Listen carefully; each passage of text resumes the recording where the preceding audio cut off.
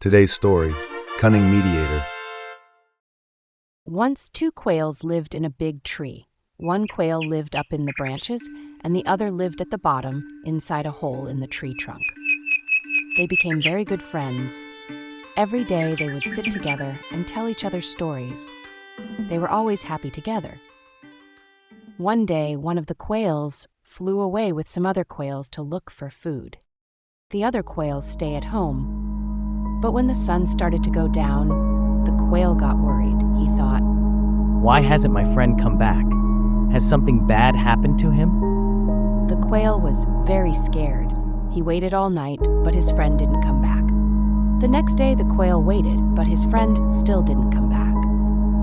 More days passed, and the quail became very sad. He thought, "Maybe my friend is gone forever. Maybe he got trapped or lost. I don't know if I will ever see him again." and so he started to lose hope. One night, a hare came by. He saw the hole in the tree was empty and decided to live there. The quail didn't mind because he thought his friend was never coming back. After a few days, the quail returned. He had found lots of food and he had grown fat and strong.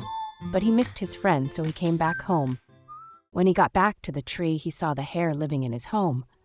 The quail was upset and said, "Hey, this is my home. You can't live here." The hare didn't want to leave, he said. "I found this hole empty, so now it's mine." The two started arguing, but soon they realized fighting wouldn't help.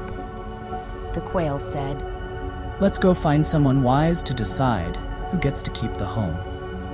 The hare agreed, and they both went looking for help.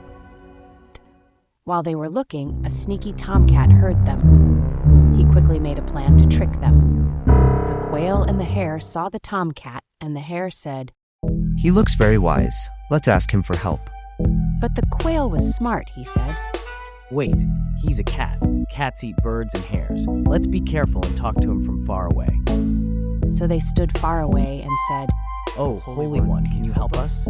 We have a problem, and we need someone wise to decide who is right."